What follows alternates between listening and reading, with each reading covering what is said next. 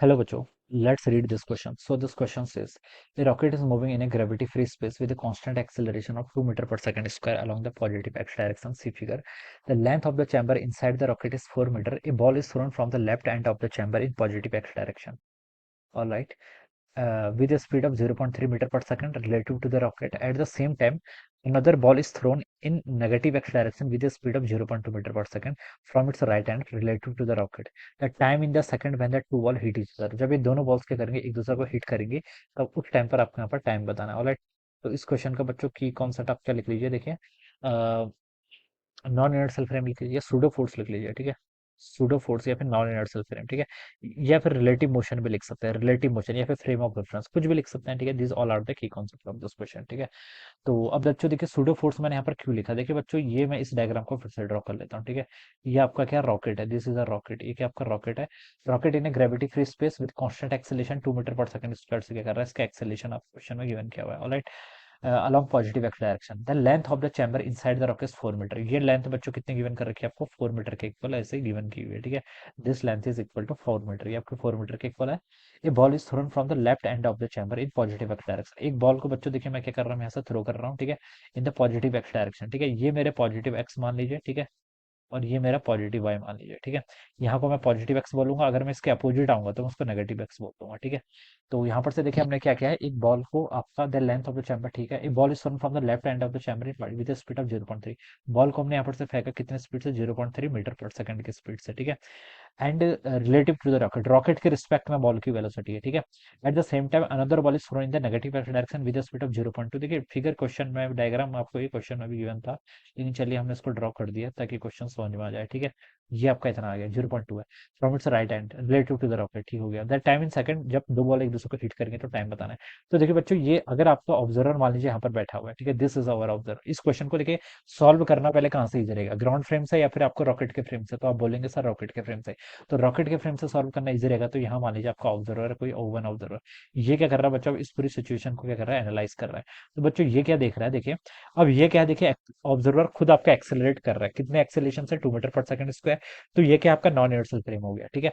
अब क्या करना पड़ेगा, देखिए यहाँ पर जिस ऑब्जेक्ट का मोशन ये जज कर रहा है उस पर क्या लगाना पड़ेगा आपको, यहाँ पर अब एक सूडो एक्सेलरेशन लगाना पड़ेगा, सूडो फोर्स के करस्पॉन्डिंग एक एक्सेलरेशन लगाना पड़ेगा, ठीक है। कैसा होता है, देखिए अगर आपका जो फ्रेम है, फ्रेम का acceleration 2 metre per second square left की तरफ है, तो आपको ऑब्जेक्ट पर एक एक्सेलरेशन लगाना पड़ेगा, किस डायरेक्शन में, राइट डायरेक्शन पे। तो यहाँ पर आपका 2 मीटर पर सेकंड स्क्वायर का एक एक्सेलरेशन ऐसा जाएगा, ठीक है।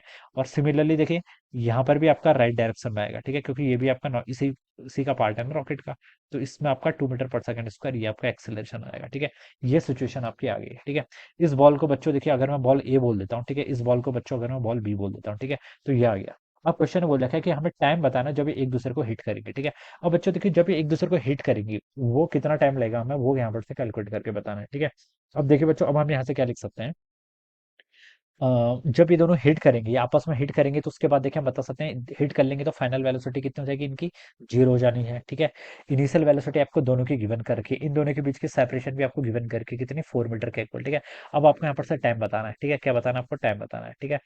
आपको यहाँ पर से टाइम बताना है कैलकुलेट करके, ऑलराइट। तो टाइम फाइंड आउट करने के लिए देखिए बच्चों आप कौन सी इक्वेशन यूज करेंगे, तो पहले आप देखिए ये लिख लीजिए रिलेटिव वेलोसिटी, देखिए इनके बीच में हम रिलेटिव बता सकते हैं, ठीक है। अब मैं अगर ऐसे बात करूं कि वेलोसिटी, ठीक है, initial velocity of A with respect to the B, ठीक है, इनिशियल वेलोसिटी ऑफ, देखिए अब हम यहाँ पर रिलेटिव वेलोसिटी का क्या करेंगे, कॉन्सेप्ट यूज करेंगे, ठीक है। अगर मैं लिखूं velocity of A with respect to the B, इसको देखिए बच्चों मैं क्या लिख सकता हूँ, ये हो जाएगा आपका वेलोसिटी ऑफ ए माइनस आपका वेलोसिटी ऑफ बी, ठीक है। इसका मतलब क्या होता है, इसका मतलब होता है देखिए हम ए की वेलोसिटी को जज कर रहे हैं बी के रिस्पेक्ट से, यानी कि बी पर आपका ऑब्जर्वर क्या है, रेस्ट पर। अगर ये रेस्ट पर है तो ए इसको कितनी वेलोसिटी से अपनी तरफ आते हुए दिखाई देगा, इस चीज का मतलब ये होता है, ठीक है। ए की वेलोसिटी देखिए क्या है, 0.3 मीटर पर सेकंड, किस डायरेक्शन है, प्लस एक्स में, तो प्लस एक्स लिख लीजिए, ठीक है।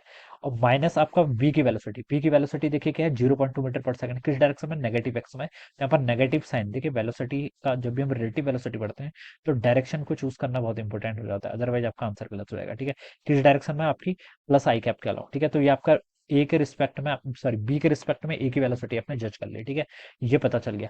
अब देखिए इनका रिलेटिव एक्सेलरेशन भी कैलकुलेट कर लीजिए, ठीक है। रिलेटिव एक्सेलरेशन देखिए क्या होगा, एक्सेलरेशन ऑफ ए माइनस आपका क्या है, एक्सेलरेशन ऑफ बी, ठीक है। ए का एक्सेलरेशन देखिए किस डायरेक्शन में है, ए का एक्सेलरेशन 2 मीटर पर सेकेंड स्क्वायर लेफ्ट में, बी का एक्सेलरेशन भी सेम डायरेक्शन में। रिलेटिव कैलकुलेट करूंगा तो जीरो हो जाएगा, ठीक है। क्यों हो जाएगा, देखिए 2 - 2 करेंगे तो यहाँ से जीरो हो जाएगा, ठीक है। तो आपका रिलेटिव एक्सेलरेशन कितना आ गया, जीरो आ गया, ठीक है।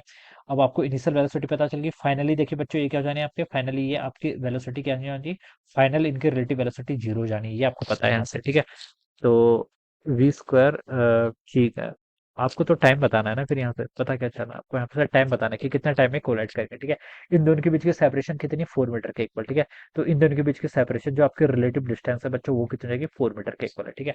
अब बच्चों देखिए आप ये वाला फॉर्मूला यूज कर लीजिए, ठीक है। एस इक्वल टू क्या होता है आपका, UT plus half AT square, this is equation, ठीक है। ये आपकी इक्वेशन ऑफ मोशन है।